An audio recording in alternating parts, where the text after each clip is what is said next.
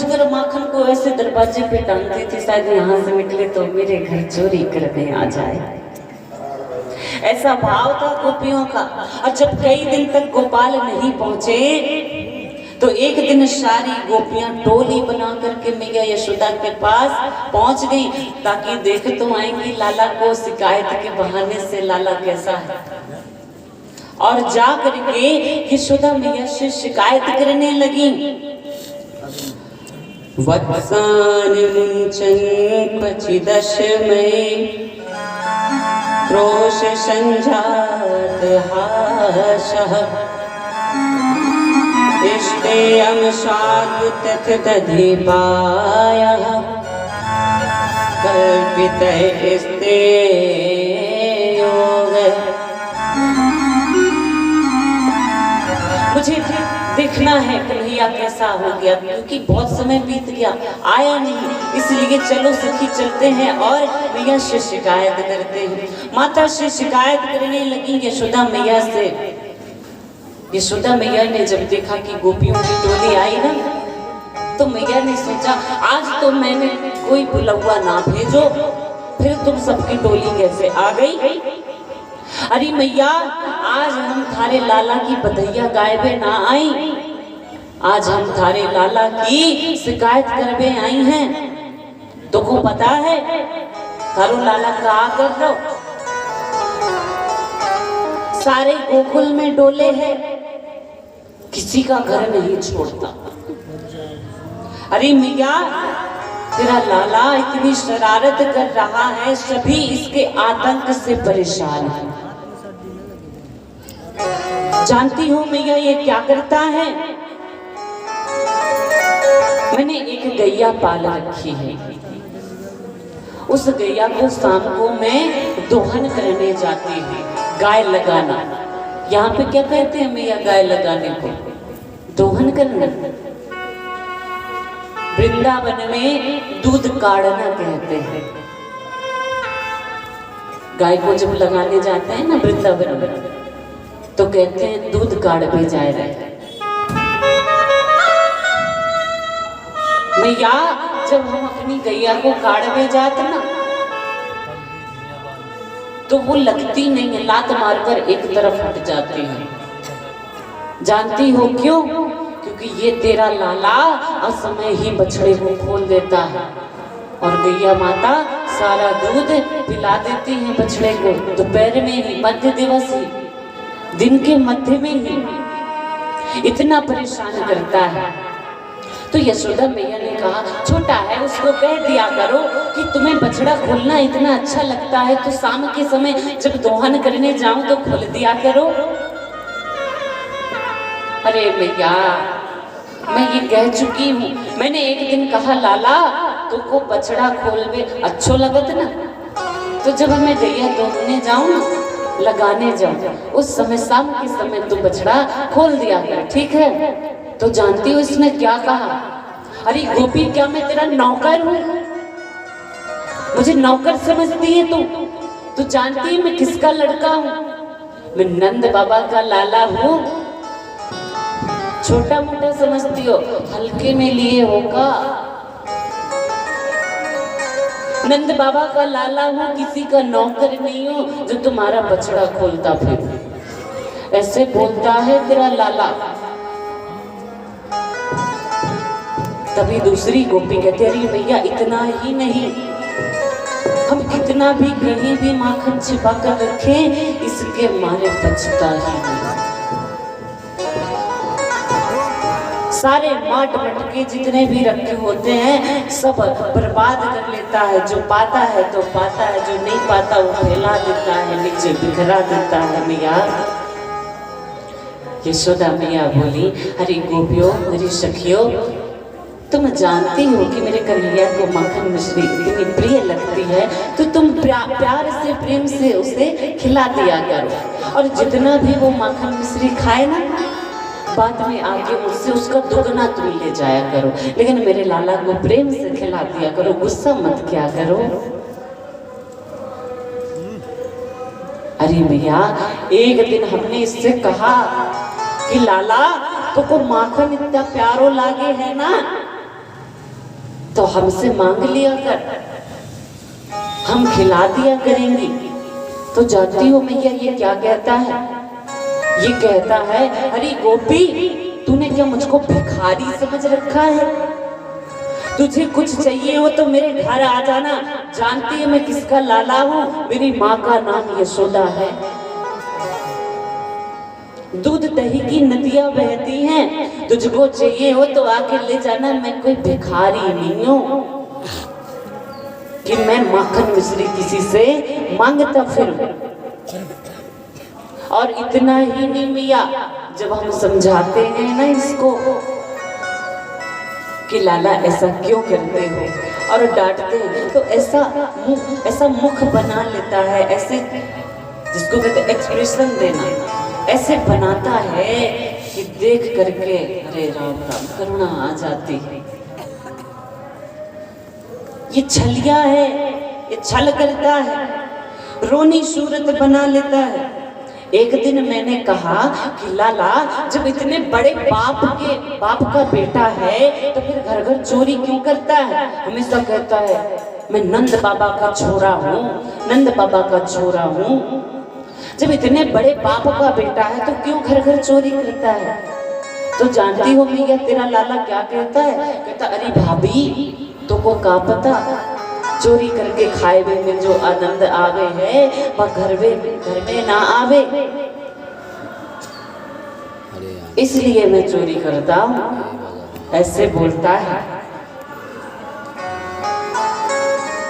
यशोदा मैया कहती हैं समझा दिया करो, छोटा बालक समझ जाएगा। अरे ये छोटा बालक है, अरे जाके पेट में 1.5 हाथ की दाढ़ी है, छोटा बालक नहीं है, पूरे ब्रिज में डोले है जी, अकेला थोड़ी है कि इसको समझा दूं, इसकी तो पूरी टोली है, मंडली है। एक दिन इसने क्या किया, मेरे घर आया और ये चोरी करता है, इसलिए मैंने भैंसे माखन के मटके को ऊपर टांग दिया, छीके पर। छीका जानती है ना भैया? किसके घर में छीका है? किसी के घर में नहीं है। पुराने समय पे छीके पर दूध दही लटकाया जाता था, हाँ शिकारा, ताकि इसका कोई शिकार ना कर ले, क्योंकि बिल्ली भैया है ना बहुत जल्दी शिकार करती है दूध दही का, इसलिए उनसे बचाने के लिए इनको छीके पर टांगते थे। तो यहाँ पर गोपी ने छीके पर दही को टांगा। और पता है मैया तेरा लाला आया और अकेले नहीं आया, पूरी टोली लेकर आया। और इसने क्या किया, क्योंकि मैंने ऊपर टांगा था, क्योंकि छोटा सा है ना तेरा लाला, तो ऊपर तो जा नहीं पाएगा ना। लेकिन इसकी युक्ति देखो मैया, इसने सारी टोली को एक के ऊपर एक और सबसे ऊपर स्वयं चढ़ गया और इसने माखन निकाल कर खुद पाया और सारे ग्वाल वालों को खिलाया।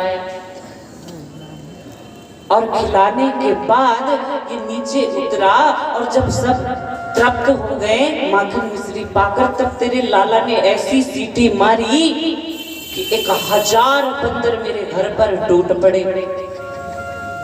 न जाने इसकी बंदरों से कौन से जन्म की मित्रता है, न जाने कौन सी आवाज निकाली और हजारों बंदर टूट पड़े मेरे घर पर। और इसने क्या किया, खुद तो पाया फिर बंदरों को पवाया। जितने बानर थे सबको माखन खिलाया और खिलाने के बाद जो बचा कुचा था, थोड़े बहुत कुछ बच गया था, तो इसने माट मटके उठाए, उनको सूंघा और कहता अरे राम राम राम, इतना सड़ो दही, इसको तो कोई खा ले सो मर जाए। इतना सड़ा दही कौन खाएगा इसको, ये खाने योग्य नहीं है। और इसने एक एक करके सारे माट मटके तोड़ दिए, सारे कक्ष में दही बिखरा दिया, माखन बिखरा दिया, कीच कर दी इसने। अरे दही खाता है तो कुछ नहीं, माखन मिश्री पाता है तो कोई बात नहीं, कब से पात्र तो छोड़ दे, ये बर्तन भी नहीं छोड़ता, सारे माट मटकी इसने तोड़ दिए। ऐसा है तेरा लाला। तभी एक गोपी कहती, अरे बहन तेरा तो माखन मिश्री का है, मेरा सुन। तू तो जानती है मेरे घर में माखन मिश्री का कोई व्यवहार ही नहीं। मेरे घर में तो मेरे पति क्या है, गवर्नमेंट जॉब करते हैं, सरकारी नौकरी है उनकी। तो हम जब छीका छीकी की बवाल सरकार विकार ये वाला बवाल नहीं करते। हमारे यहाँ तो फ्रिज है और उसमें भी हम दूध दही नहीं रखते। हमारे यहाँ तो ब्रेड का पैकेट हम रखते, उसमें केक और क्या रखते हैं, पेस्ट्री वगैरह तमाम चीजें आती। अब तो फ्रिज खोलो तो दूध दही नहीं मिलता, आइसक्रीम मिलती है। अब कहाँ दूध दही, पुराने समय में लोग 100-100 वर्ष क्यों जीते थे, क्योंकि दूध दही पाते थे। और अब क्या पाते हैं, तो साटे में गोविंदाय नमो नमः, ये खान पान से होता है। तो तुझे बहन पता है मेरे घर तो दूध दही होता ही नहीं है। एक दिन यशोदा का लाला, ये थारा छोरा मेरे घर आया और बहुत देर तक खोजता रहा। जब माखन ना मिला तो न जाने क्या बड़बड़ाने लगा। जब मैंने पास जाकर सुना तो कहता है कि ये कोई घर है, ये तो मुर्दा घाट है, ये तो शमशान घाट है, यहाँ कोई जिंदा आदमी आ जाए सो वो भी मर जाए। बड़बड़ाता हुआ चला गया। मैंने इसको थोड़े से फटकार लगा दी। मैया ने कहा मेरे लाला को हवा से बहुत डर लगे, मेरा लाला हवा से डरता है। जब घर आया करे तो हवा कह करके इसको डरा दिया करो, नहीं आएगा। अरे मैया तुम तो रहने ही दो, इतना ही नहीं, जब ये बड़बड़ाते हुए भाग गया चला गया, तुम कहती हो हवा से डरता है। एक दिन की बात सुनो, रात का समय था, मेरी लाली मेरी छोरी अपने कमरे में सो रही थी और उसके बहुत बड़े बड़े बाल हैं, केस हैं, उसके बाल बहुत बड़े हैं। वो अपने कमरे में सो रही थी। चूंकि मैंने तेरे लाला को थोड़े से डांट दिया था ना, तो ये उसका बदला लेने आया था। और इसने क्या किया, ये रात के अंधेले में आया और आ करके इसने मेरी लाली के जो बाल थे, मैंने चोटी की हुई थी उसने, इसने मेरी छोरी की, हमारी जो छोरी है बड़ी सीधी है, बड़ी भोली है, सो रही थी, उसकी चोटी को पकड़ा और खटिया की जो पटिया थी उस पटिया में बांध दिया। और इतना ही नहीं, बांधने के बाद ये धीरे से मेरे कक्ष में आया, मेरे कमरे में आया। वहां पर मैं और मेरे प्राणनाथ हम दोनों सो रहे थे। और तुम तो जानती हो हमारे स्वामी की कितनी बड़ी दाढ़ी है, बड़े बड़े बाल हैं, और वो अपनी दाढ़ी से बहुत प्रेम करते हैं, बड़ी सी दाढ़ी। और मैं भी अपने बालों से बहुत प्रेम करती हूँ, मेरे भी बड़े बड़े बाल। तो थारे जब छोरा ने पता कहा कियो, मेरी चोटी और मेरे स्वामी जी की दाढ़ी आपस में बांध दी। इसने मेरे स्वामी की दाढ़ी और मेरी चोटी को बांध दिया और फिर से लौट करके मेरी बिटिया के कक्ष में आया। चूंकि अंधेला था, और आ करके बिटिया के कान में कहता है हवा। सोई बिटिया डर गई और हवा कहके इसने दौड़ लगा दी, और डर के मारे हमारी छोरी तुरंत उठी, और जैसे ही उठी सोई पटिया में चुटिया बंधी थी। तो पीछे से जब खिंचाव लगा तो बिटिया ने सोचा कि अब हवा ने पीछे से पकड़ लियो, अब मर गई। सोई चिल्लाने लगी, मैया मोको बचाए ले, मैया मोको बचाए ले, मोको हवा ने पकड़ लिया। इधर मैं कक्ष में सो रही थी, जब मैंने सुना कि मेरी बिटिया को हवा ने पकड़ लिया, अति तीव्र गति से तेजी से मैं उठी और मैंने दौड़ लगा दी, तो मेरी चोटी मेरे स्वामी की दाढ़ी से बंधी थी। तो चोटी तो ठीक है, मैं अपने स्वामी की दाढ़ी के लिए चली गई।